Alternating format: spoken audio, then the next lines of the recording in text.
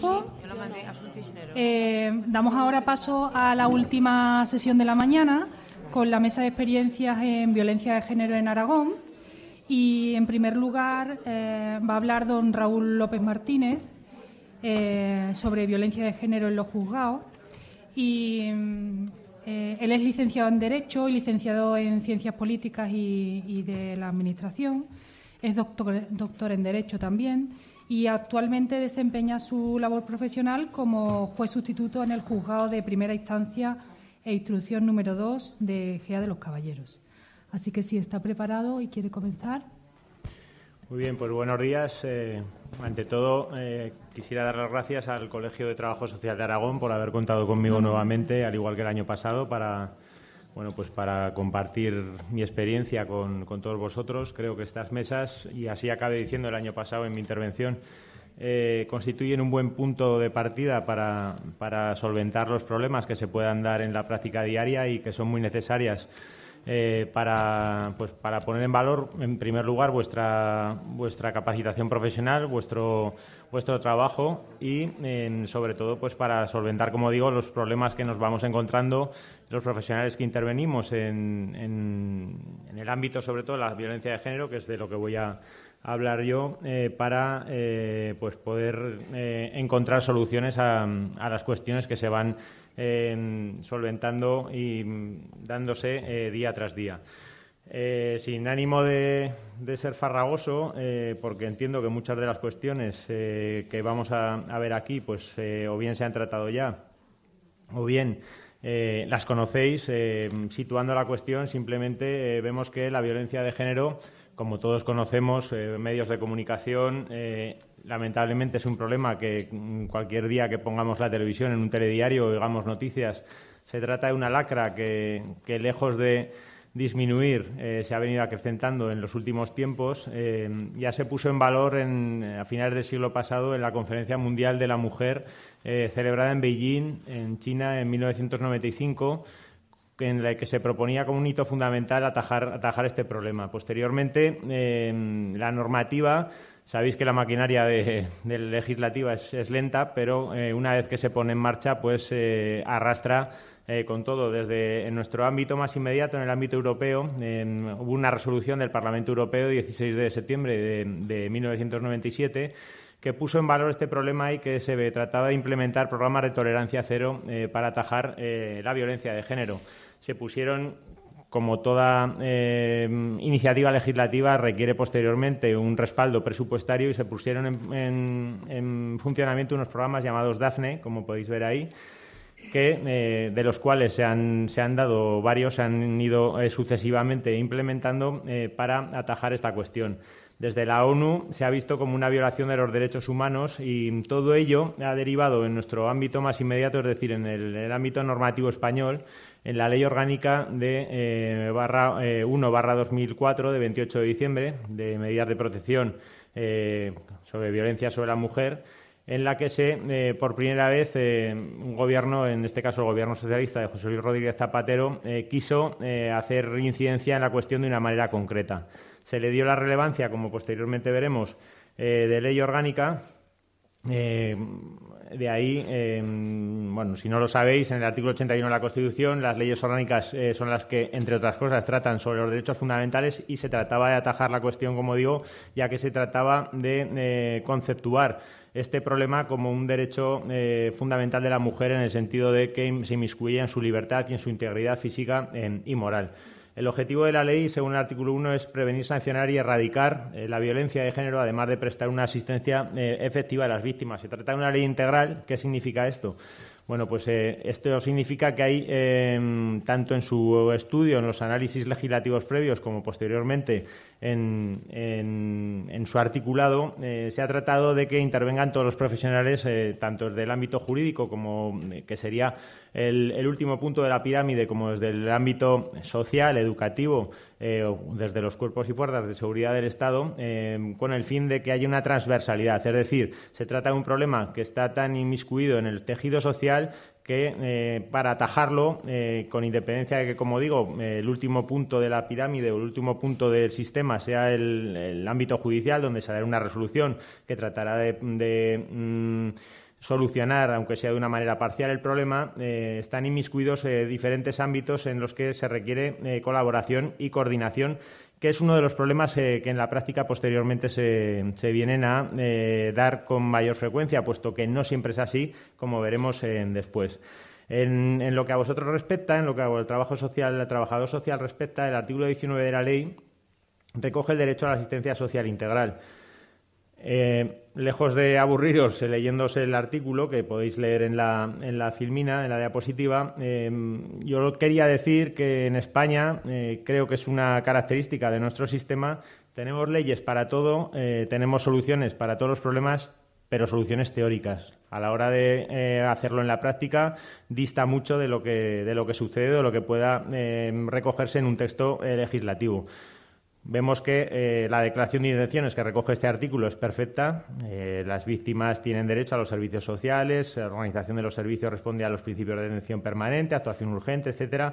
Sin embargo, posteriormente, como os digo, a la hora de llevar todo esto a la práctica, muchas veces te encuentras con dificultades, ya que esta multidisciplinaridad, es decir, el inmiscuir a diferentes profesionales de distintos ámbitos, conlleva ventajas, pero también conlleva inconvenientes. ¿Qué inconvenientes? Bueno, pues que muchas veces hay un lenguaje distinto, hay tiempos de respuesta diferentes, el juzgado va por un sitio, los profesionales jurídicos van por otro, los profesionales de servicios sociales, de atención primaria, de servicios educativos van por otro, las fuerzas de seguridad, Guardia Civil, Policía Nacional, Policía Local, tienen cada una sus respectivos protocolos. En definitiva, se trata de aunar todas estas fuerzas, todas estas sinergias para llegar a un punto común, que no hay que perder de vista que este punto común y este objetivo final estamos hablando de personas, es decir, de víctimas, que son las que fundamentalmente requieren toda esta atención. Con la reforma operada por la Ley Orgánica de 2004 se hicieron diferentes modificaciones en textos legislativos procesales y la mayor característica fue la creación de los juzgados de violencia sobre la mujer. En el artículo 87 bis de la Ley Orgánica del Poder Judicial se determinó que en cada partido judicial se crearía uno más juzgados de violencia sobre la mujer. Como sabéis, en partidos judiciales donde hay solamente un juzgado, bueno, pueden ser sitios a los que voy yo, Caspe, Daroca, etcétera. El juzgado de primera instancia de instrucción asume estas competencias de juzgado de violencia sobre la mujer. Por lo tanto, ¿qué implica esto? Bueno, pues que la carga de trabajo es mayor y aunque estos asuntos siempre tienen una tramitación preferente, muchas veces no se le puede dar la importancia o la atención que requeriría. Pues lógicamente es imposible atender caso por caso, pero bueno, muchas veces la atención mínima, que es desde el juez hasta los empleados de la oficina judicial, pues muchas veces no es así. Te encuentras casos en que tienes una víctima de violencia de género que la has citado para que preste declaración tras interponer una denuncia o tras que llegue un parte de lesiones al juzgado. El tiempo de respuesta no es inmediato. Muchas veces esa víctima adolece de una victimización secundaria, como posteriormente hablaré, es decir, al margen del delito en sí, se ve inmersa en un procedimiento judicial que muchas veces le hace preguntarse ¿qué hago aquí?, ¿no? Le hace ser una doble víctima. Entonces, todo eso convendría atajarlo. Posteriormente, bueno, el tiempo de intervención es corto, pero intentaré hacer incidencia en esto de una manera muy esquemática. El artículo 87 ter de la Ley Orgánica del Poder Judicial determina las competencias de los juzgados sobre la violencia a la mujer, o en su caso los juzgados de guardia, que fundamentalmente se dan en el orden penal, es decir, para la instrucción de todos estos asuntos, la adopción de medidas cautelares, como pueden ser la orden de protección, o en los casos en que se lleven por juicio rápido, el dictado de sentencias de conformidad. Ocurre también que se pueden dictar medidas de carácter civil, sobre todo cuando hay menores. La ley dice que las medidas penales siempre se han de adoptar. Las medidas de carácter civil no siempre. Lógicamente, las circunstancias de cada caso son diferentes y las respuestas jurídicas que se dan a cada caso son diferentes. Se excluye la mediación.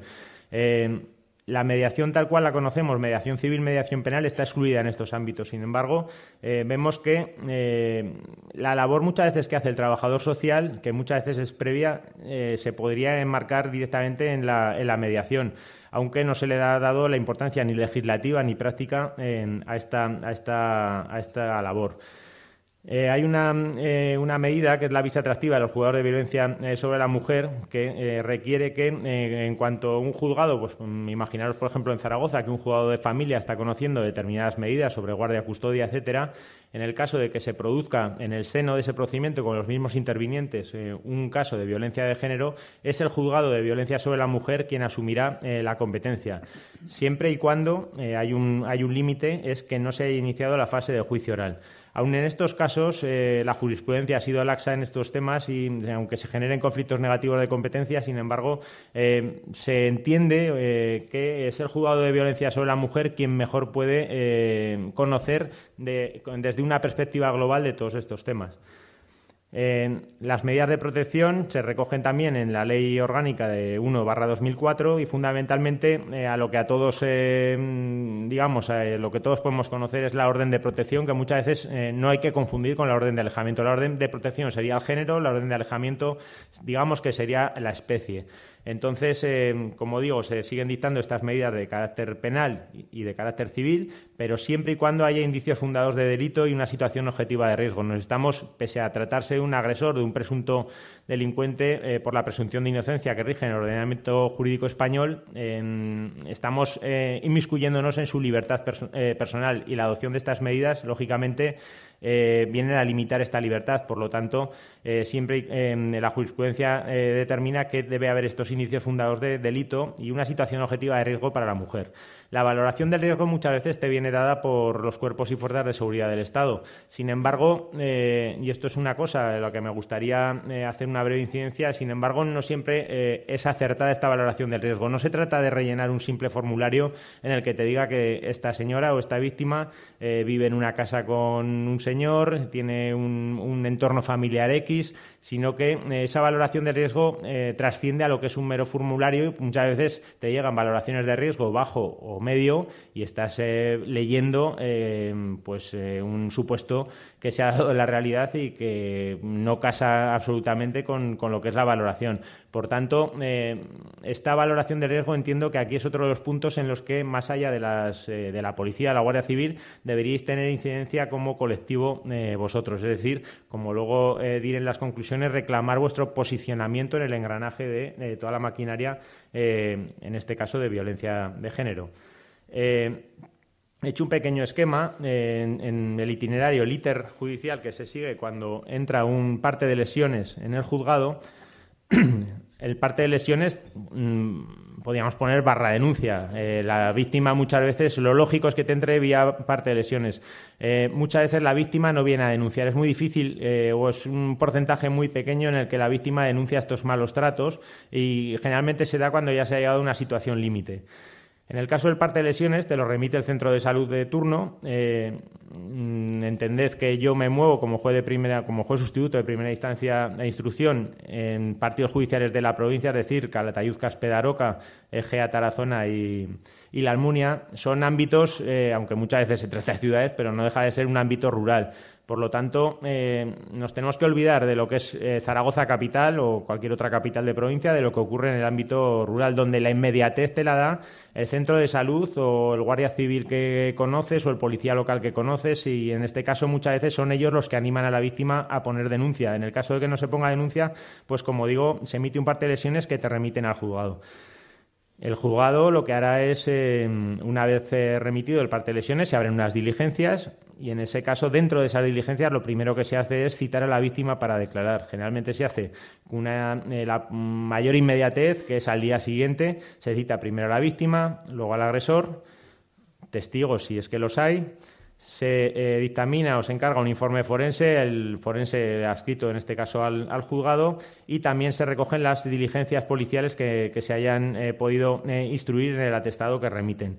Respecto al tiempo de respuesta del juzgado, como digo, muchas veces es diferente al tiempo de respuesta que podéis dar profesionales como vosotros, ¿no? Porque en el juzgado, digamos que estás en una especie de atalaya, estás aislado y te llegan las cosas hechas, más allá de las diligencias de instrucción que puedas incoar o que puedas practicar como juez. En el juzgado, como digo, el tiempo de respuesta para la víctima debe ser inmediato. Sin embargo, entiendo que, bueno, ya sabéis que hay un plazo de detención que no puede ser de 72 horas. El plazo de respuesta para el agresor muchas veces entiendo que se puede quedar hasta corto. ¿Por qué? Pues porque muchas veces si te llega un caso de estos a las 10 de la mañana, generalmente a la 1 lo tienes resuelto, a la 1, a las 2 el agresor, pese a que le hayas puesto una orden de protección, que no deja de ser una medida limitativa de su situación personal, bueno, pues dice, bueno, pues mañana lo hago otra vez. Hablando en plata, ¿no? Las cosas son así. Y es más, se ha dado más de una vez que hayas puesto en libertad a una persona, que le hayas puesto una medida y que a los 2 días se haya vuelto a reproducir esta situación porque no respetan esta medida. Las policías locales de turno o la Guardia Civil no puede estar en todo, tienen muchísimo trabajo, entonces, lógicamente, no pueden estar caso por caso comprobando si se cumple esa medida de protección o esa orden de alejamiento. Muchas veces hay un segundo plano, que sería que la propia víctima, pese a imponerle esta medida, entraríamos en los casos que se han estudiado de los diferentes tipos de mujeres, la mujer punitiva, la mujer vengativa, etcétera, se arrepiente y retira la denuncia.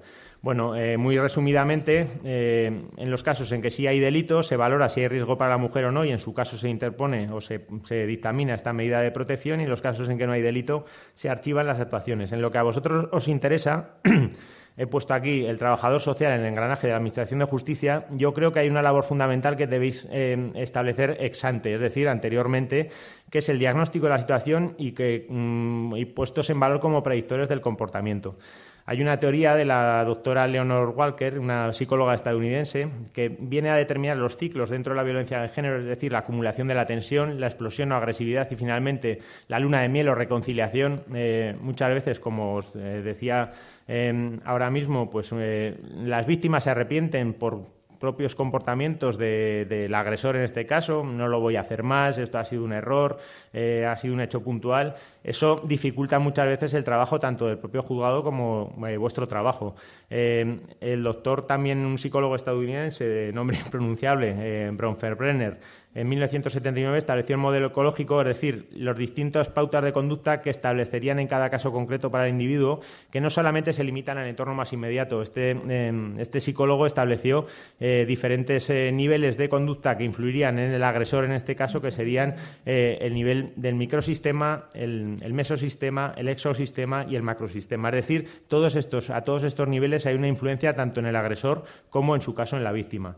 Vosotros requerís de una formación especializada con una actualización constante, y lo que yo reclamo es una conexión directa con los juzgados. Como os he dicho anteriormente, no podemos estar en una atalaya, en la cúspide de la pirámide de manera aislada, sin saber. Es decir, tú pones una resolución ajustada conforme a lo que te dice la ley, pero bueno, también tienes que saber, sin poder, pues por medios, por pura lógica, no puedes establecer un seguimiento individualizado de cada caso, pero sí que convendría que el trabajador social, en este caso, para dar cumplimiento al enfoque multidisciplinar y el abordaje integral que te dice la ley en el artículo 19 y en todo el articulado de la misma, que estuviera presente con sus informes, bien orales o bien escritos, en todo el desarrollo posterior del proceso.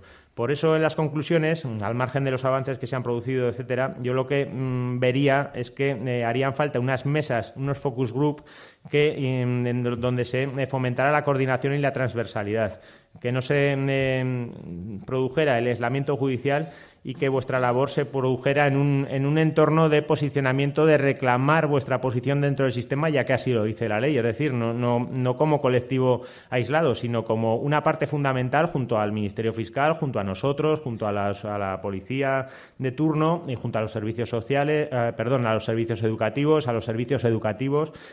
Todas estas instituciones que formaran parte de un engranaje para que la maquinaria perfectamente engrasada pues funcionase, como digo, en atención a la víctima, que es el punto final de toda esta labor que hacemos todos. Finalmente, encontré una frase que me pareció bastante definidora de vuestra labor, que es lo distintivo del trabajo social es su perspectiva totalizadora. Es de la Red, un autor muy conocido en 1993, es decir, lo que no debéis perder nunca de vista es vuestra perspectiva holística en vuestro trabajo, y eso intentar trasladarlo a nuestro ámbito. No os aburro más porque tienen que intervenir los demás componentes de la mesa. Muchas gracias. Muchas gracias. Ahora, para hablar de valoración forense en procesos de violencia de género, Va a intervenir en primer lugar don Eduardo Cantón Rayado, que es jefe de sección de Psiquiatría y Psicología Forense y coordinador de la Unidad de Valoración Forense Integral de la Violencia de Género en el Instituto de Medicina Legal y Ciencia Forense de Aragón.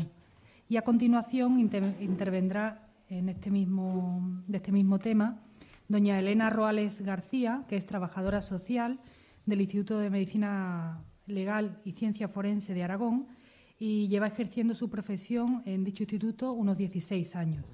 También es profesora asociada de Trabajo Social en la Facultad de Trabajo Social de Zaragoza. Cuando quiera. Bueno, buenos días a todos. Gracias por la invitación al Instituto de Medicina Legal y a título individual, tanto en nombre de mi compañera Elena como la mía. Nos corresponde hablar de un tema como es el de la prueba pericial forense en la violencia de género. Entonces, si consigo aclararme con esto, ¿cómo se le da esto? ¿Para que pase?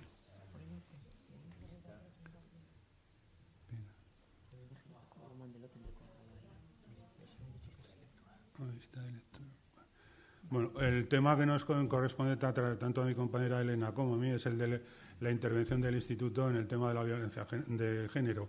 Una de las primeras cosas que me gustaría recordar es la diferencia entre el concepto de agresividad y el concepto de violencia. Tengan en cuenta que todas las personas, y esto los etólogos se entienden mucho más que lo vamos a entender nosotros, parten de la base de que en la condición humana se nace con un nivel de agresividad elemental, un nivel de agresividad en respuesta ante el medio. ¿Qué ocurre? El problema se produce cuando esa agresividad se ve superada y entramos en el terreno de lo que se conoce como violencia, el pase a la acción. En definitiva, el hombre tolera un nivel de estrés más o menos valorable, individualizado, pero que en ocasiones se desborda y entramos en el tema del estrés. Víctima, obviamente, es una persona que sufre la agresividad de un tercero fuera de control. Uno de los problemas que planteamos siempre es el tema de la definición de la violencia de género. La violencia de género responde a una violación de dominio del hombre sobre la mujer. No hay otras consideraciones más que el sentimiento del hombre que domina a la mujer. Lo que antes se llamaba, había un anuncio muy antiguo, ustedes son demasiado jóvenes por el hecho de serlo. En este caso estamos en la misma situación. El hombre domina a la mujer en su condición de hombre. La violencia de género es una cosa que a lo largo de nuestro trabajo podemos ver que no es un factor puntual, es un factor en el cual se dan una serie de fases que conocen perfectamente en los diferentes libros, en los cuales todas las historias que nos están contando cuando las vemos en el instituto responden al mismo patrón. Hay un primer noviazgo que es maravilloso, la mujer llega ilusionada hacia el matrimonio, contrae matrimonio, una unidad civil, una unidad del tipo que ustedes quieran, y rápidamente se produce un aislamiento. El aislamiento responde a que el varón, que es un varón cazador, define qué presa ha cogido. En este caso, su mujer, que inicia con una etapa de aislamiento que se sigue de un control y prohibición. La libertad que tenía la mujer en el noviazgo de salir con sus amigas, etcétera, etcétera, compras y demás, empieza a verse limitada y a partir de aquí se inicia el problema. El problema principal, ¿cuál es el de la agresión? Agresión física, que normalmente suele ser una agresión de tipo muy elementalizado, pasando por una agresión de tipo psíquico y a partir de aquí entramos en la violencia de tipo sexual, para acabar en una situación de auténtico mobbing doméstico con una desvalorización de la mujer completa que le lleva a padecer verdaderos problemas psiquiátricos y psicológicos. Tipos de violencia, tenemos múltiples clasificaciones, aquí les he puesto una por el mecanismo, por el resultado. Mecanismo, nos interesa el tema de la violencia directa, ustedes no tienen ningún problema en detectarlo. El problema se plantea con la violencia indirecta o la que denominaríamos una violencia de tipo silente larvada. Esto es una violencia que entraría dentro del deterioro psicológico en el cual no se dejan huellas externas a la mujer, con lo cual plantea, como ha comentado el magistrado, el problema de su valoración pericial. Mecanismos ofensivo, evidentemente, se puede hacer muy variable. El problema afectivo siempre se ha considerado lo mismo, es un mecanismo, el mecanismo directo o el mecanismo de la palabra. En otras ocasiones existe el mecanismo indirecto, el fenómeno de la ausencia en la cual la mujer siente un absoluto abandono por parte de su marido. Su marido llega a casa, come, cena, se va y pasa totalmente de ella. Y en una violencia que cada vez, por desgracia, se está detectando más, la violencia con los hijos. Violencia con los hijos que no se extralimita a una situación de un cachete puntual, sino piensen en los casos que hemos tenido en España recientemente de señores que han, por decirlo de alguna manera, que el uno quema a los hijos, el otro les corta la cabeza. En definitiva, lo que se busca es matar a la mujer. Matar a la mujer, yo siempre digo lo mismo en todas las charlas en las que soy invitado a participar. A la mujer solamente se le puede matar una vez, pero si se le mata a los hijos se le está matando diariamente.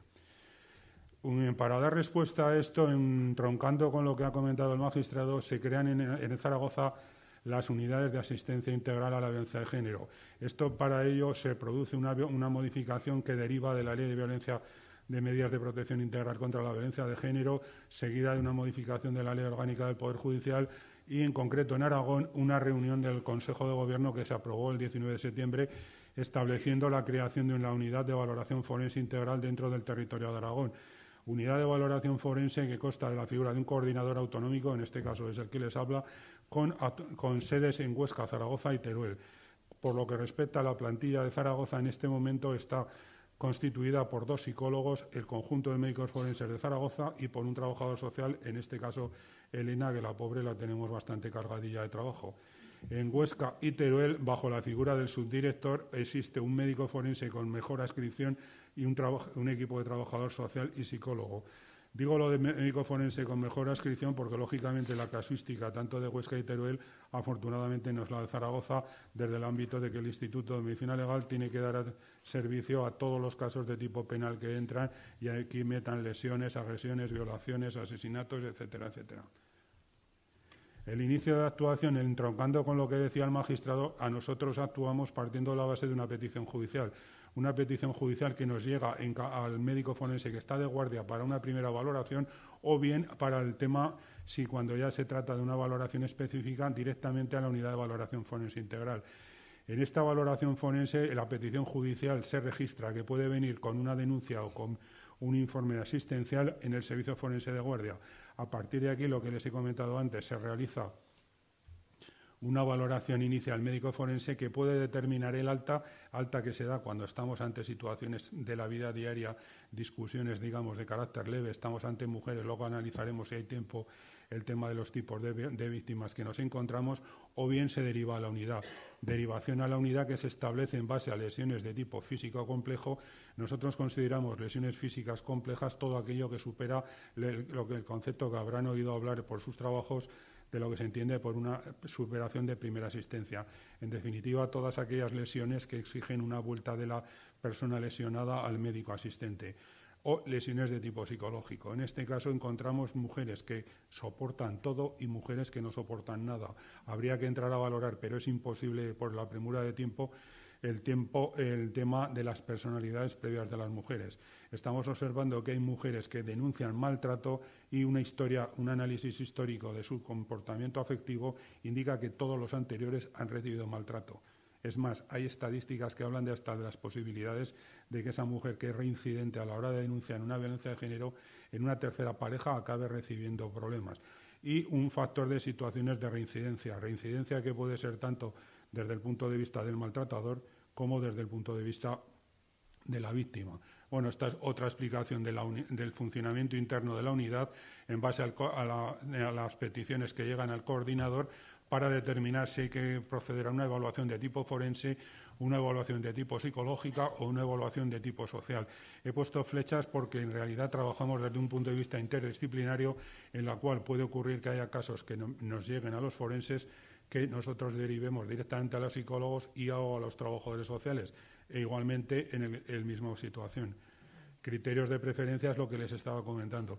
He puesto aquí que estamos saturados de trabajo, y Elena se lo puede explicar, hasta el punto de que tenemos que establecer una serie de criterios. Criterios que nos llevan, en ocasiones nos podremos equivocar, de momento no nos hemos equivocado, afortunadamente ninguna, para considerar como prioritarios aquellos casos de actuación de lesiones graves de tipo físico o psíquico y, sobre todo, el tema de los menores. El tema de los menores hay que valorarlo en un doble concepto, desde el punto de vista de tipo penal y desde el punto de vista de tipo civil. No es lo mismo valorar a un menor por el tema de que haya podido recibir lesiones que desde el punto de vista de entrar en la pelea de la custodia, de si el niño se va con la madre una semana, se va 2, el padre se opone. En definitiva, hay que establecer una urgencia y, por supuesto, el agresor reincidente. Si tenemos a un agresor que ya lo hemos pillado 2 veces, lógicamente nos toca actuar antes de llegar a la tercera, porque probablemente la tercera será la última que haga. Esto nos lleva a considerar, sin perjudicar nada, la posibilidad de informes forenses, psicológicos o sociales de tipo aislado o de tipo individual. Informes finales complejos responderían al patrón de casos que, afortunadamente, son los menos. Estamos ante una situación de un auténtico destrozo social, destrozo que obliga a la intervención del juez, intervención del forense, del fiscal, del psicólogo, trabajadores sociales, etcétera. Lo que les he comentado antes, petición judicial, víctimas, agresores y menores. Vuelvo a incidir en el tema de los menores porque cada vez existe una posibilidad. Me llaman la atención, con lo cual acabo rápido. Inicio. Simplemente comentar el tipo de las víctimas. Denunciantes primarias, secundarias, terciarias.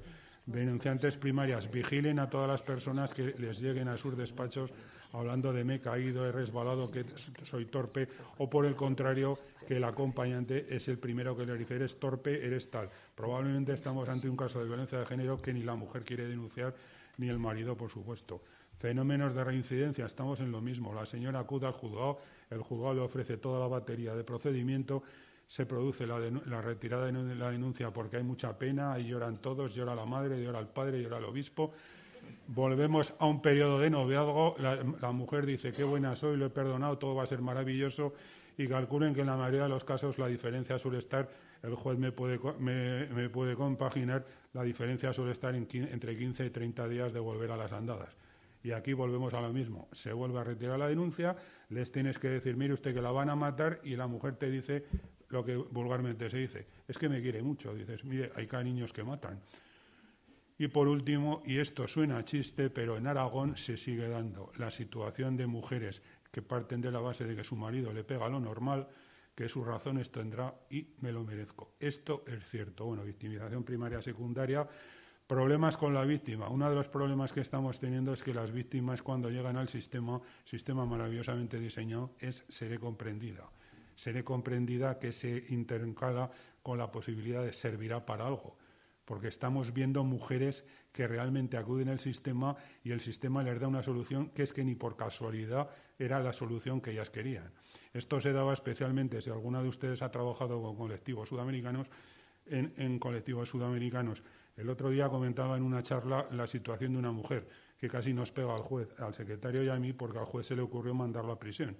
Y ella lo que buscaba era que nosotros le diéramos una paliza, le dejásemos blandito al marido y seguir tirando. No entendía absolutamente todo el sistema de que por qué su marido iba a prisión, etcétera, etcétera. Bueno, el síndrome de la mujer maltratada ya lo ha comentado antes.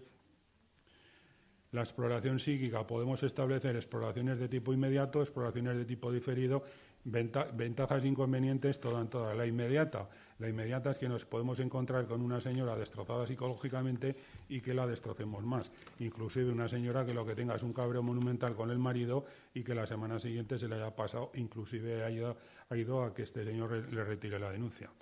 Exploración psíquica inmediata, en definitiva. Luego existen toda una serie de pruebas de valoración, entre ellas la valoración del riesgo. La valoración del riesgo, que es lo que ha comentado antes, simplemente me gustaría incidir, estamos aplicando lo que se llama la escala de valoración de riesgo de Chegurúa. Algunos de ustedes lo conocerán, que es una escala que tiene dos componentes. Bueno, en realidad aquí está el HCR20, y con esto enseguida termino, que es una valoración desde el punto de vista histórico, clínico y de estrategias de futuro de la persona, o en diferentes parámetros. Se llama HCR20, no se han complicado mucho porque es histórico, clínica y futuro. HCR20 y 20 porque son 20 parámetros.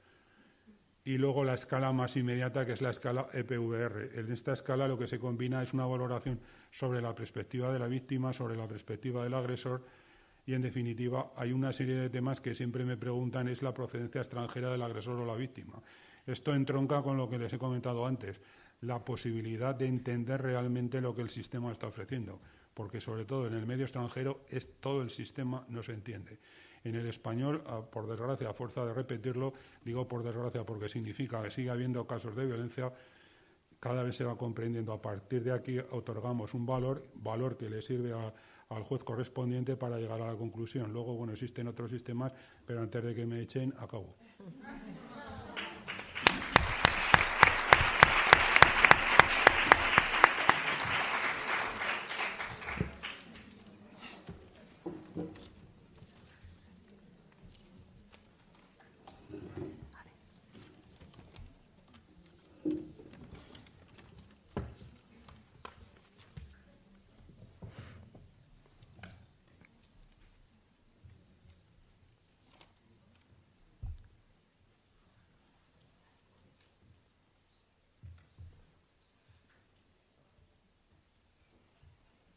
Bueno, buenos días a todos, ¿vale? Y, en fin, voy a pasar un poco, voy a intentar ser breve porque me han pedido que, ya que había confianza, que estuviera 5 minutos menos. Entonces, voy a intentar ser un poco rápida, ¿vale?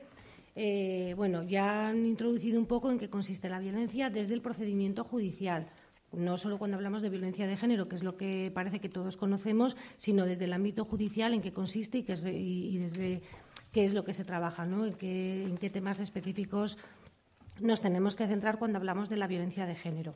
Yo he intentado un poco hacer una presentación enfocada hacia la gente que está trabajando en el ejercicio libre, pero también hacia la gente que trabaja en el ámbito asistencial, para que tenga un poco claro, primero, dos cosas, ¿no? Por una parte, cuando ellos realizan un informe, que no es lo mismo un informe asistencial que un informe pericial, ¿vale? Y segundo, que tengan en cuenta también cuál es el trabajo que hacemos desde el ámbito de justicia, porque es verdad que, a pesar de que todos parece que conocemos un poco, yo encuentro muchos profesionales, es un ámbito relativamente nuevo donde los profesionales a veces desconocen un poco cuáles son las funciones específicas que hacemos, ¿de acuerdo?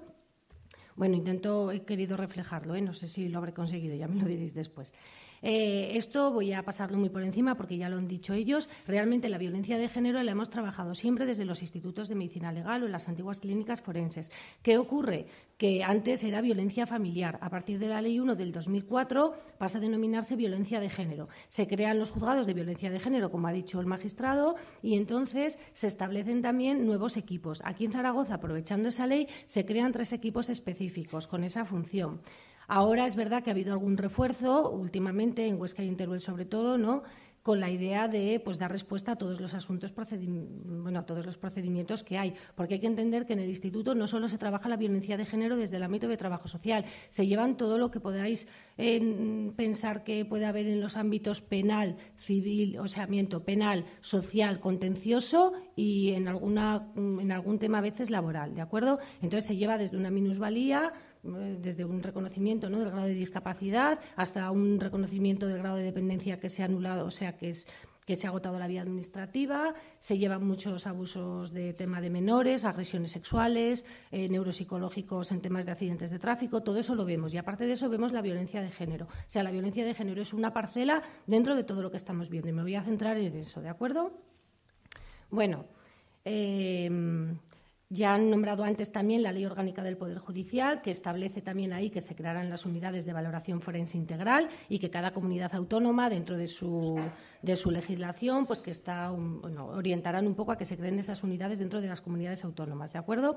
Antes de decir un poco qué es lo que hacemos, tiene que quedar clara esta diferencia. No es lo mismo hacer una valoración asistencial que una valoración pericial, ¿de acuerdo? ¿Cuáles son las diferencias fundamentales? Os las he puesto aquí para que, creo que se ve más claro.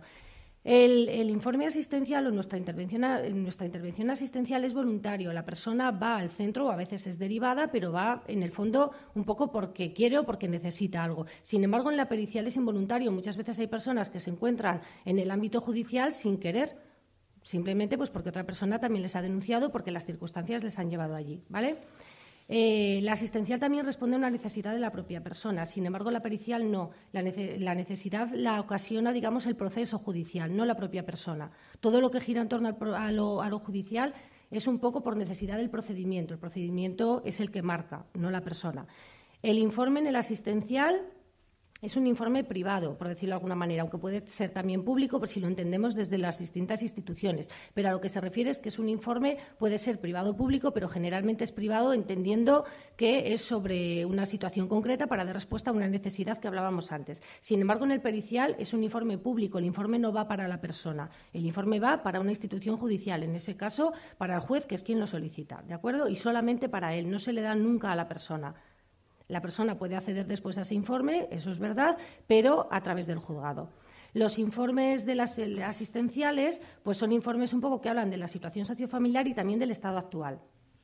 En el pericial, además de eso, que es verdad que también se valora, hay algo muy importante que tenemos que tener en cuenta, que es la causalidad. Es la comprobación, ¿no? Y qué puede haber causado esa situación. En el asistencial no hay acceso al expediente judicial. Si alguien quiere hacer un informe, ¿no?, aunque sea un perito vosotros si trabajáis de manera privada, a un informe, no tenéis acceso al expediente judicial. Sin embargo, la facilidad que tenemos nosotros desde las instituciones judiciales es que tenemos acceso a todo el expediente judicial, ¿vale? Que eso es una facilidad a la hora de hacer un informe, obviamente, ¿vale? Bueno, eso de la prueba se me ha colado, perdón. El protocolo, ¿cuál es el protocolo que seguimos? Como ya ha dicho el forense, no me voy a repetir, trabajamos en equipo. Generalmente los trabajadores sociales en los procedimientos de violencia de género hay muy pocas veces en que actuemos solos. Alguna vez nos piden algo muy concreto sobre una relación conflictiva de pareja, una dinámica anterior de pareja, cosas así muy concretas. Pero generalmente trabajamos en conjunto con el psicólogo y en muchas ocasiones con el forense. Bueno, ¿qué ocurre ahora? Que la gran mayoría de trabajo que se está viendo son sobre todo de temas civiles. Bueno, luego os lo contaré. Pero generalmente los trabajadores sociales en el ámbito judicial trabajan en conjunto con el psicólogo. Esto porque se suele pedir un informe psicosocial.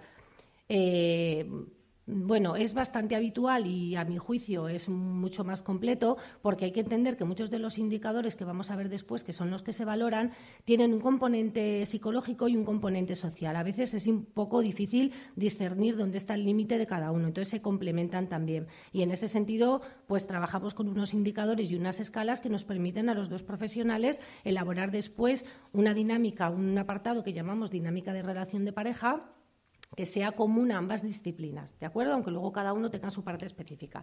Entonces, ¿cuáles son las partes? Que algunas veces me preguntan, ¿cuáles son las partes? ¿No? ¿Qué protocolo seguimos? Nosotros siempre recibimos una demanda de una petición que siempre viene del juzgado y siempre es el juez el que establece qué es lo que hay que ver. No solo a quién hay que ver, sino que nos pregunta el objeto de la pericial. ¿Vale? Eso es fundamental. En un informe pericial no se contesta a todo, se contesta a la pregunta que te hacen. Ese es el objetivo, porque si no te salen informes de 15 hojas. Entonces, eso no puede ser en un informe pericial. Bueno, aquí está su señoría y lo puede decir, pero es al final no respondes al objetivo. Quieres abarcar tanto que no estás dando respuesta a lo que te preguntan. Y ellos a veces lo que quieren es algo concreto, porque hay cosas que ya tienen más claras. Entonces, ellos como te piden tu asesoramiento profesional para algo que dudan. Entonces, les tienes que aclarar esa duda, no generarles otras cuantas más, ¿vale? ¿Qué se hace primero? Primero lo que hemos llamado estudio inicial, es toda la documentación. Nos llega mucha documentación siempre con esa petición y hay que valorarla antes de hacer la entrevista, obviamente. La exploración médica, como ha dicho el forense, siempre es previa. ¿Por qué? Porque hay un forense adscrito a cada juzgado de guardia y estas pequeñas cosas de la justicia que no se conocen, bueno, pues siempre lo ven antes, no porque sean más importantes, no porque hagan un trabajo mejor ni más importante, es porque ellos están en el juzgado de guardia, ¿de acuerdo? Entonces, siempre ven en una de estas situaciones, generalmente ven antes a la persona. Por eso, cuando nos llegan a nosotros, siempre hay un informe previo de ellos, ¿de acuerdo? Bueno, luego está la valoración psicológica y social, que la hacemos indistintamente. Siempre solemos citar a la persona el mismo día para no victimizar más a la gente, ¿vale? Que venga varias veces. A veces es necesario, sí, que vengan varias veces, pero bueno. Luego recopilamos datos complementarios. ¿Esto qué quiere decir? Esto es una función bastante nuestra, casi toda nuestra, del trabajador social, que es la comprobación de datos, ¿no? Contrastar datos, más que comprobarlos, es contrastarlos. Y para eso muchas veces tenemos que hablar con otras instituciones, sobre todo Punto de Encuentro, pues a veces el Instituto de la Mujer, bueno, lo que los sitios que hayan intervenido, ¿no? Algunos que estén trabajando con el caso. Valoramos también la historia de violencia. Luego, entre el equipo también hablamos un poco porque a cada uno hace su parte, pero tenemos momentos donde nos tenemos que sentar y ver cada uno qué es lo que ha visto y ponerlo en común, ¿de acuerdo? Y luego, en ocasiones, asistimos al juicio oral, no siempre tampoco. La violencia de género, han hablado ya mis dos compañeros, que se divide en el ámbito judicial. Hay dos campos de trabajo un poco para nosotros dentro de lo judicial. Cuando hablamos de lo civil siempre nos referimos a familia, porque entendemos que los juzgados de familia, que sabéis también que hay equipos multidisciplinarios, bueno, hay equipos allí de psicólogo y trabajador social, ellos se dedican también a hacer procedimientos civiles. Esto es cuando las parejas no llegan a un acuerdo y tienen hijos, bueno, pues a través del juzgado de lo civil ellos establecen informes donde marcan un poco las medidas para orientar al juez también que tome la decisión sobre qué medidas de guardia y custodia, régimen de visitas es el adecuado. Pues eso, cuando se abre un procedimiento en violencia de género, ocurre que cuando es necesario, pues también lo mandan. Y claro, como lo que se abre en violencia de género va al Instituto de Medicina Legal, ahora mismo lo que está pasando es que el 90% de los casos que estamos viendo básicamente son de orden civil. ¿vale? Hay muchísima demanda, pero lo penal es menor porque lo civil, la barbaridad de informes que se piden desde el ámbito civil es muchísimo mayor, ¿de acuerdo? Bueno, entonces, ¿qué diferencia hay en lo social? Ya os he dicho que es un poco valorar la guardia y custodia y el régimen de visitas en su caso, ¿vale? Y en el penal lo que se hace es, esto es lo más importante en los casos de violencia. Por una parte, valorar a la víctima. ¿Qué se suele pedir en la valoración de la víctima? Las secuelas, ¿vale? Por otra parte, valorar al agresor, que aquí siempre hablamos de la víctima y nos olvidamos del agresor. El agresor está recogido en la ley y las unidades de valoración lo que tienen que hacer es valorar a los dos, ¿de acuerdo? Porque es tan importante valorar a uno como valorar al otro para establecer una medida adecuada. Entonces, bueno, también se piden valoraciones del agresor. Secuelas de terceros, por ejemplo, generalmente son los hijos como víctimas de esta situación, pero también puede haber parejas de víctimas, familiares, que a veces también se pide la valoración de secuelas de alguna cosa que haya podido pasar. Y luego alguna otra valoración específica. Bueno, en esto no me voy a meter porque es un poco en esa respuesta integral de todo el conjunto de profesionales que intentamos valorar pues estas cosas, ¿no? El hecho violento, el clima de violencia, la valoración del riesgo, que esto sería muy interesante de definir, pero bueno, la valoración del riesgo es fundamental. Cualquier informe que hagáis, el riesgo hay que valorarlo, ¿vale? Propuesta de medidas y valoraciones especiales. Primero, lo que os he dicho antes, el objeto de la pericial. Siempre que vamos a hacer un informe, voy a pasar un poco a decir qué es lo que nosotros metemos en un informe que creemos que siempre tiene que estar. Pero primero, el objeto de la pericial es a lo que hay que contestar, es lo que más insisto siempre.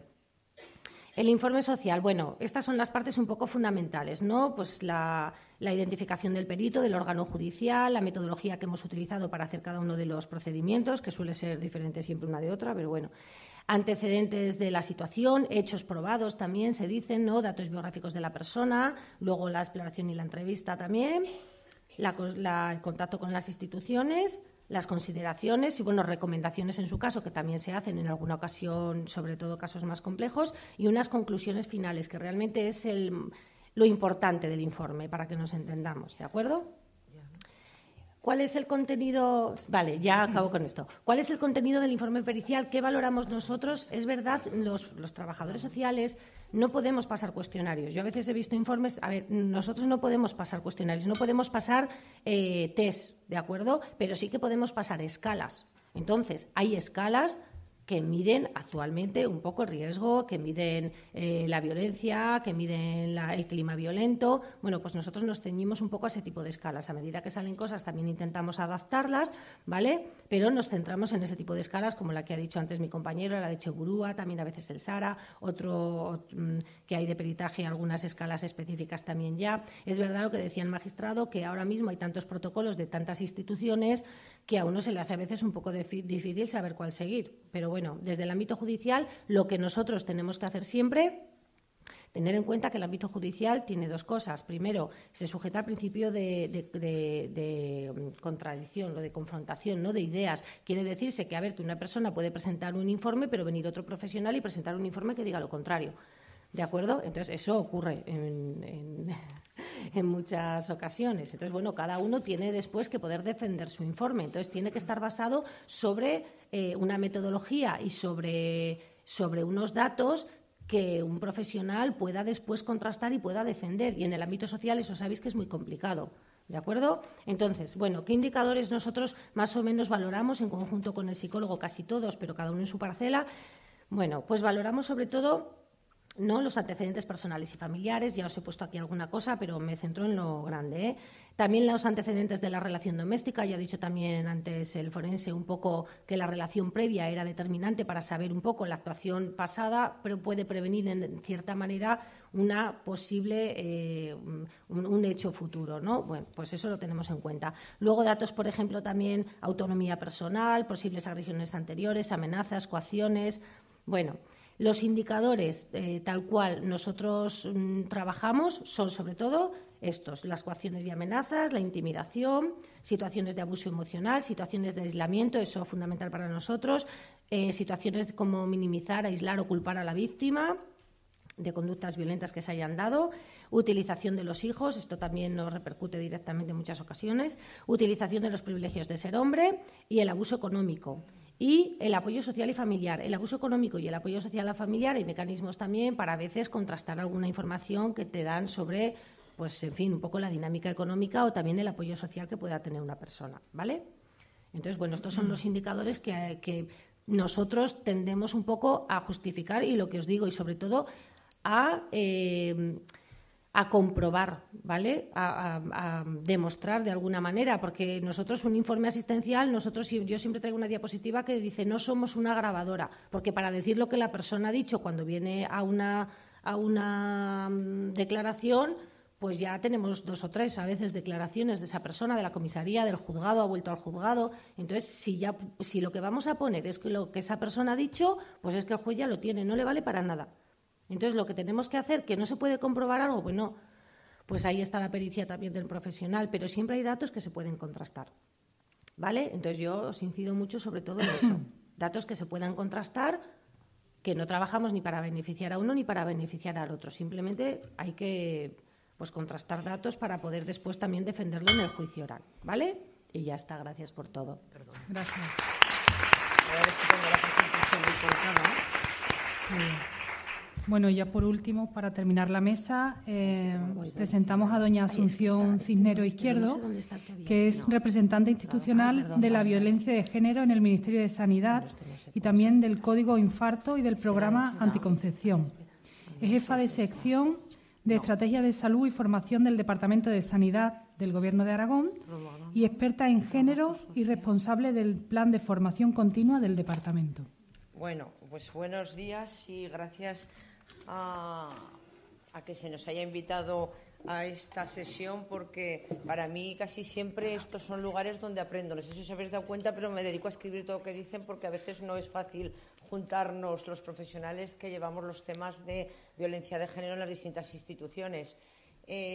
Bueno, yo siempre me gusta empezar, es que no sé dónde está mi presentación porque la mandé y me han dicho que estaba aquí colocada. Esperar un momentito a ver en el escritorio. Es que pone trabajo social. Mientras tanto os voy contando un poco cuál es mi experiencia en la violencia de género, ¿no? A veces me gusta moverme porque así los nervios los manejo mejor. Entonces, fijaos que yo empiezo con una frase, es esa, yo no la veo ahí, pero bueno, que Bertillón decía, solo se ve lo que se mira y solo se mira lo que se tiene en la mente. ¿Esa? Esta es. Venga, no lo veo, espera, yo te digo. No, pues esta puede ser. No, si no es esa no. Bueno, pues espera que la metemos nueva, si no, sí, métela, yo creo que la llevo aquí. Si me lo vas haciendo, voy hablando. Sí. No, esta tampoco. No. A ver, aquí. Venga, vamos a ver. Examinar.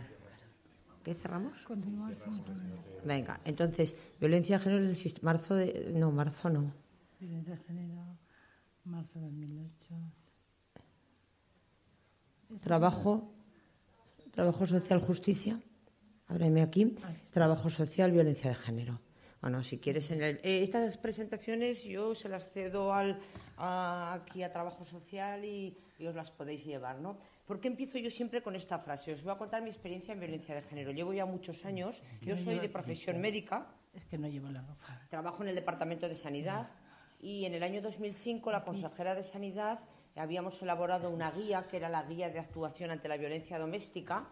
Y no quiso que esa guía se enviara a todos los centros de salud y a todos los hospitales en un sobre, porque acabaría en el armario de la sala de juntas y de café llena de polvo, sino que quiso que hiciéramos formación de formadores y que se fuera a presentar a todos los centros. Entonces no se hablaba aún de comarcas, pero a todos los centros sanitarios. Bien, la consejera de Sanidad me envió a la Escuela Nacional de Sanidad a que me formase en violencia de género, violencia doméstica, hablábamos entonces. Yo sabía pues lo que puede saber una médica que había trabajado en el sistema sanitario público en un centro rural, pero que luego había pasado a estar en el Departamento de Sanidad. Y cuando fui a la Escuela Nacional yo era de las que levantaban la mano y decía, pero estos hombres no tienen un gen de más, un I más o algo así, porque no lo entendía. Os hablo año 2005. Pero también os voy a contar mi experiencia y por qué utilizo esta frase. Porque yo quiero llegaros al corazón, ¿no? A ver, cuando me envió la consejera a Madrid, yo tengo una casa porque nací allá en un pueblo en las faldas del Moncayo, en el que los fines de semana me voy a pasar los fines de semana allá y siempre digo que allá vivo y aquí en Zaragoza trabajo, ¿no? y tengo un grupo de gente con la que me junto a tomar los sábados a cenar, una peña, porque no le podemos denominar sociedad gastronómica, ni mucho menos. Y les conté que me iba, una peña normalita, que me iba a ir a Madrid a aprender sobre qué era la violencia de género. Y entonces dije, pero aquí nada, ¿verdad? Y mis amigas dijeron, ¿cómo que no? A tu vecina le ha pegado cada paliza de su marido. Yo no tengo más que 2 vecinas en esa calle. Una que la veía bastantes veces y hablaba con ella, hola, vas a por el pan, tal, tal, y otra con la que nunca yo había hablado. También es verdad que yo me fui de ese pueblo a los 5 años y he vuelto con 40 a pasar los fines de semana. Esa señora yo siempre la veía en la terraza limpiando la terraza y nunca había hablado con ella. Cuando me dicen mis amigas que cómo que no, que esa es la vecina, que su marido le ha pegado cada paliza, que han tenido que llamar muchas veces a sus hijos para que la recojan, vale, yo no sabía nada, pero esto me lo dicen en abril. En junio voy a pasar un fin de semana y veo a la mujer salir corriendo de su casa. Y se va a un grupo donde había mujeres que aún se toma la fresca, cuando no hace mucho calor y tal. Y al día siguiente pregunto, oye, ¿qué le pasaba a la vecina? Y me dicen que qué le pasaba, que su marido le había pegado una paliza, que habíamos tenido que llamar a sus hijos para que vinieran a recogerla. No contenta con esto, yo ya estudio en Madrid, ya no levanto la mano diciendo que es un XY, sino que ya entiendo lo que es la violencia de género. Creo que ninguna mujer se merece nada sufrir violencia de género, ninguna mujer, y que no lo podemos consentir, y que aquí estamos personas que como vosotras y vosotros estáis trabajando para detectar y para ayudar a estas mujeres, porque ni una mujer debe sufrir violencia de género.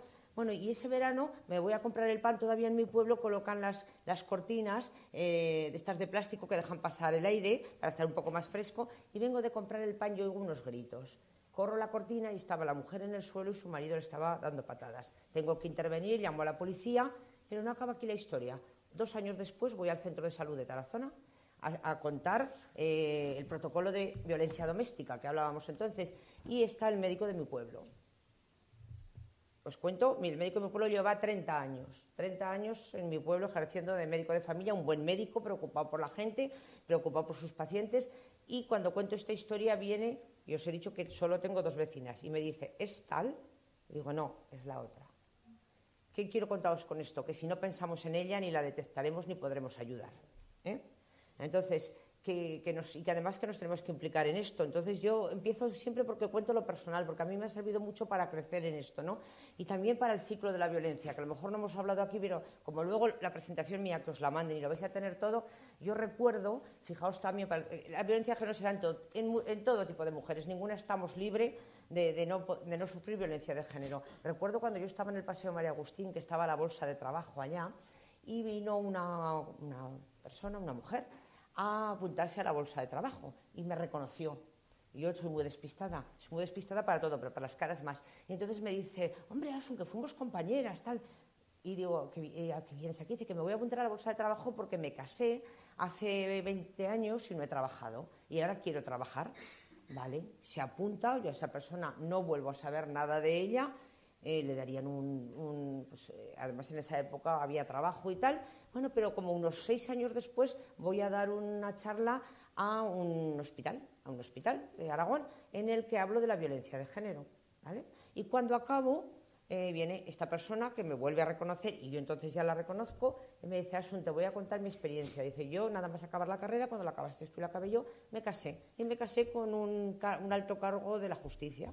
Y yo no me puse a trabajar porque empecé a tener hijos. Tuve 3 hijos y la verdad es que con mi marido me iba bien. Solamente había una cosa que no me gustaba, me dice. Que dice, a mí Asun me gustaban las colonias caras. Y como yo no ganaba dinero, pagaba con la visa. Dice, mi marido controlaba la visa, pero controlaba pues como puede controlar cualquier persona para ver que no te hayan cobrado algo de más. No voy a pensar que la estaba controlando. Y siempre se metía con que otra vez colonia. Y a mí eso me sabía malo. Y entonces fue una de las cosas que dije, me voy a tener que empezar a trabajar para tener mis propios ingresos y no tener que dar explicaciones. Bueno, el día que vino a la bolsa le contó a su marido que había venido a la bolsa a apuntarse en esta bolsa de trabajo, y entonces él fue la primera vez que le gritó y le dijo, me vas a arruinar mi carrera porque te voy a tener que estar defendiendo, porque tú qué vas a saber después de 15 años sin ejercer. El día que la llamaron de la bolsa, que precisamente la llamó el compañero que tenía al lado mío, yo no me enteré de que la llamaba ni nada, que era el que llevaba la bolsa, cuando su marido llega a casa, ella le cuenta que le han llamado a la bolsa y que va a empezar a trabajar, y entonces él le pega una paliza que casi la mata. Ciclo de la violencia. Y no estamos, a mí cuando dicen, no, es que son mujeres que tienen poca personalidad, ¿qué tal? No estamos libres ninguna, no estamos libres ninguna. Entonces, bueno, dicho esto, que, bueno, no sé, es como una reflexión, ¿no? Desde el entorno sanitario nosotros creemos que podemos ayudar mucho a las mujeres. ¿Por qué? Porque se asegura la intimidad, la confidencialidad, el respeto y el apoyo. Y la intimidad y la confidencialidad, nosotros le decimos siempre a los sanitarios y a las sanitarias, de vez en cuando preguntar a las mujeres que entran a vuestra consulta, oye, ¿qué tal con tu pareja? Y aquellos maridos que siempre vienen con ella y te dicen, y si tú dices, no, espérese fuera, que quiero hablar con ella, y te dicen, que entro yo, que esta no se entera de nada. Este no se entera de nada, es muy significativo de que puede ocurrir algo. Bien, a lo largo de estos años hemos elaborado muchas guías, muchos protocolos. Ahora estamos con el Pacto de Estado, que hoy hemos oído que va a haber más dinero, que el Instituto Aragonés de la Mujer nos ha convocado a una reunión para ver qué podemos hacer. Yo creo que en el sistema sanitario lo que más podemos hacer es formación. Pero, ¿qué resultados se están consiguiendo? Pues mirad, una mayor sensibilización de todo el colectivo de profesionales que gracias a la formación entienden la importancia del abordaje de la violencia de género. Se está visualizando el problema. Tenemos muchos datos. El otro día dijeron en la radio, ha habido 7 violaciones con penetración o abusos sexuales con penetración en Aragón. Pues fui a la compañera que lleva el sistema de registro PCH, que es el sistema de registro de los hospitales, y le dije, dime el número, que yo no quiero saber los nombres de las pacientes, pero dime cuántas mujeres hemos atendido en los hospitales de Aragón por agresiones sexuales, que la prensa dice que 7. Pues efectivamente, 7. O sea, estamos mejorando mucho porque tenemos unos sistemas de información, tanto en atención primaria como en atención especializada, que son fiables, aunque luego os contaré que también tenemos alguna dificultad. Pensamos que estamos consiguiendo una actualización equitativa de calidad e integral. ¿Por qué? Porque tenemos unos protocolos muy claros de que cualquier mujer sea atendida de igual manera en cualquier sitio de Aragón, en cualquier centro de salud o en cualquier hospital. Ante una agresión sexual, la actuación en un centro rural será distinta. La enviarán inmediatamente al hospital de referencia, al servicio de urgencias, pero todos saben lo que tienen, todos los profesionales saben lo que tenemos que hacer y lo que no. Una mayor efectividad y eficiencia gracias a la ruptura de barreras entre instituciones y a trabajar de manera conjunta. Ahora ya, mirad la representación de hoy. Estamos varias de las personas de las instituciones que tenemos que hablar y nos conocemos. Y yo llamo a Cantón, que fuimos compañeros de carrera, y oye, que tengo tal duda sobre esto, y nos encontramos en foros, se me lo soluciona, y cada vez vas conociendo a más gente porque estos foros te permiten que tengas una red con la que puedas trabajar. Conocemos muy bien a la policía de mujer de aquí de Zaragoza, y yo llamo a la policía y le digo, oye, tengo este caso, ¿cómo lo lleváis? Y con todo el respeto y la intimidad que debe tener, las cosas que yo no debo saber, oye, pues sí. O me explican, el otro día, pues os cuento cosas que también nos pasan. El otro día una mujer fue a ginecología, a la matrona, y la matrona le vio en genitales una serie de hematomas. Y cuando le preguntó a la mujer que esos hematomas a qué se debían, pues ella le explicó las relaciones sexuales que mantenía, su disgusto y forzada por su pareja. Entonces, la matrona emite pues se escriben en los sistemas de registro, y tenemos, esta comunidad autónoma es la primera, y no sé si lo tiene ninguna otra comunidad autónoma, que tenemos, cuando nosotros emitimos un parte de lesiones, inmediatamente que emitimos el parte de lesiones que va al juzgado, sale un correo encriptado desde el hospital a la policía, para decirle que sepas que esta mujer hemos emitido un parte de lesiones porque sufre violencia de género. Y desde hace un mes o 2, también desde atención primaria, desde el sistema de registro de OMI. Con lo cual, esto también tiene sus ventajas y tiene sus inconvenientes. Las ventajas es que aseguramos que hemos emitido el parte de lesiones y que esa mujer, la policía o la Guardia Civil, va a interesarse por esa mujer y su custodia, acompañamiento y tal. Algunas otras veces hemos levantado liebres que, pues que podíamos a lo mejor haber evitado, pero yo creo que cuando el Ministerio nos dio el premio a la mejor buena práctica de todo el sistema sanitario, cuando incluimos esto de la emisión, al emitir el parte de lesiones, el correo encriptado a la policía, el Ministerio también ha dado el visto bueno a esto que hacemos, ¿no? Bueno. Yo había traído, nosotros está todo informatizado y tenemos registros OMI, sistema de registro de atención primaria, luego PCH, sistema de registro en los hospitales de urgencias. Y ahí vas clicando y les vamos diciendo todos los pasos que hay que dar. Bien. También Estamos, por ejemplo, ahora, os he traído, esto es una primicia estamos elaborando todo el algoritmo de qué hacer ante agresiones sexuales, ¿no? ¿Qué tiene que hacer el profesional? ¿Qué tiene que hacer el forense? Que hay que llamar inmediatamente que venga el forense, que si el forense no se persona, porque no puede, a lo mejor el forense que está de guardia en ese momento está atendiendo otro caso, pues qué tomas tiene que hacer, cómo se tienen que hacer las tomas. O sea, yo creo que en Aragón la coordinación entre forenses, policía, Guardia Civil, sistema sanitario y juzgados porque emitimos el parte, tenemos menos relación con los jueces porque nuestro trabajo casi termina en esos momentos ahí, aunque luego tendremos que retomar a la mujer.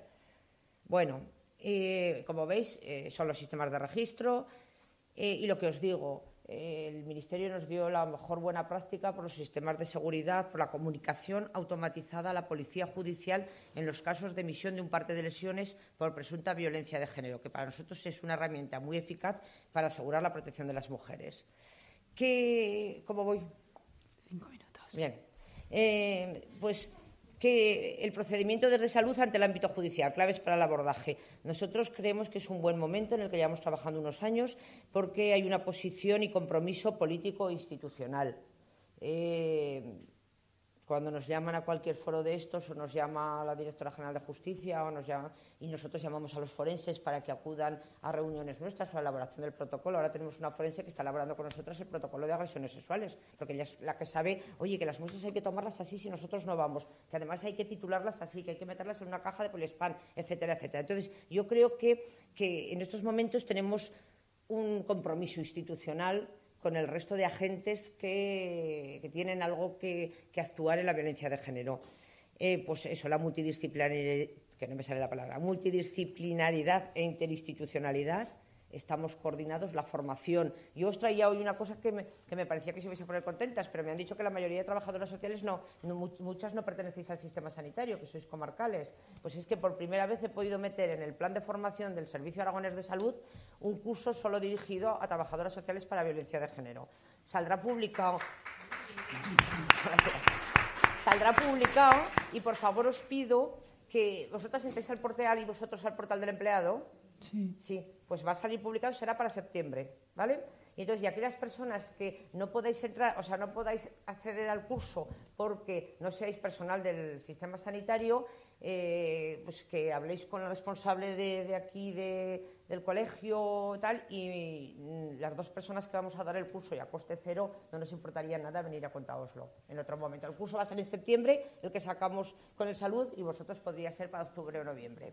¿De acuerdo? Entonces, bueno, pues la formación, que es importante, tenemos formados ya a muchísimos profesionales y nos faltan muchos.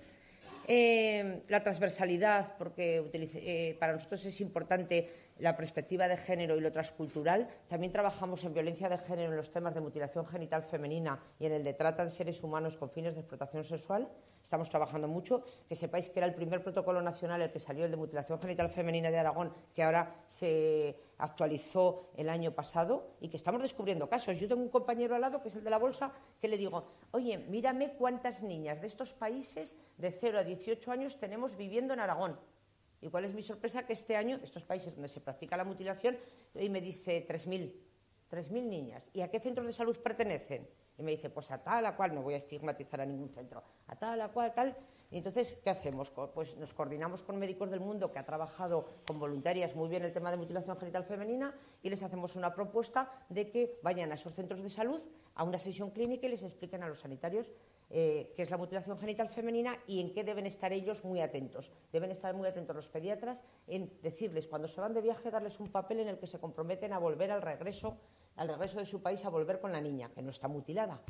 ¿Que ese papel para qué les sirve a ellos? Pues cuando las familias les obligan a que haya que mutilar a la niña en ese viaje, ellos le dicen, no, porque yo estoy trabajando en España, he firmado esto, si vuelvo y no revisan, y me revisan a mi niña y está mutilada, me detienen y yo soy el que gano dinero y el que os mando aquí. Entonces esto nos está sirviendo para que estas familias se conciencien, y no porque a lo mejor no quisieran ellos mutilar, que a lo mejor sí que querrían, pero con eso bloqueamos mucho sus intenciones. Bueno, y la participación de todos los colectivos. Y luego lo que quería decir, que en España, aquí que esto siempre se tenemos que dejar muy claro, porque hay sanitarios que a veces no quieren emitir un parte de lesiones porque les da miedo, que no saben si tal. Entonces, mi afirmación es esta, que no es mía, que la saco de todas las instrucciones que tenemos, que en España existe la obligación legal de poner en conocimiento de la autoridad judicial la existencia de lesiones ante la constatación de malos tratos, obligación que se cumple mediante la notificación al juzgado del parte de lesiones e informe médico que le acompaña, informando previamente a la mujer afectada de la remisión del mismo y registrándolo en la historia clínica, valorando siempre la seguridad de la mujer para garantizar su protección. Y había puesto, pero no me corresponde a mí, o sea, había puesto distintas leyes y distintos reglamentos y tal que nos obligan a ello, pero yo creo que, y la ley de enjuiciamiento criminal, y a lo mejor en alguna igual hasta se ha modificado. Entonces, bueno, pues que sepáis que este es el curso que os digo que este año por primera vez entra en el Plan de Formación Continuada del Salud, con la misma entidad y el mismo poder que el del Código Infarto, por ejemplo, que es violencia de género, procedimiento de coordinación para la prevención y erradicación de la violencia de género en la ciudad de Zaragoza. Vamos a empezar porque el Instituto de Aragones de la Mujer, en la guía que ha elaborado, tiene muy en cuenta a las trabajadoras sociales, que van a ser las que van a recibir mucha información para que atiendan a estas mujeres, y que sigo haciendo mi oferta totalmente desinteresada de poder hacer con el Colegio de Trabajo Social un día una sesión de esto. Y termino con la misma frase: solo se ve lo que se mira y solo se mira lo que se tiene en mente, y que estamos aconsejando a todos los sanitarios que pregunten por lo menos una vez a esa paciente o a esa mujer que acude a su consulta, sea la matrona, sea la enfermera, sea a la médica, sea la trabajadora social, esta pregunta tan sencilla como ¿qué tal con tu pareja? Porque las mujeres dicen que les gustaría que se hubiese preguntado y que solamente a nosotros serían los que nos lo contarían. Solamente eso. Y muchas gracias.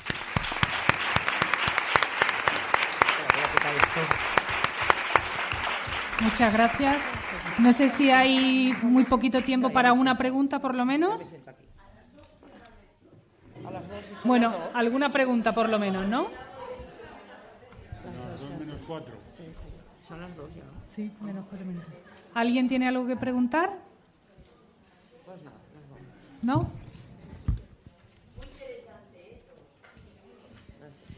Bueno, pues entonces retomamos a las 4 de la tarde, ¿de acuerdo? Venga.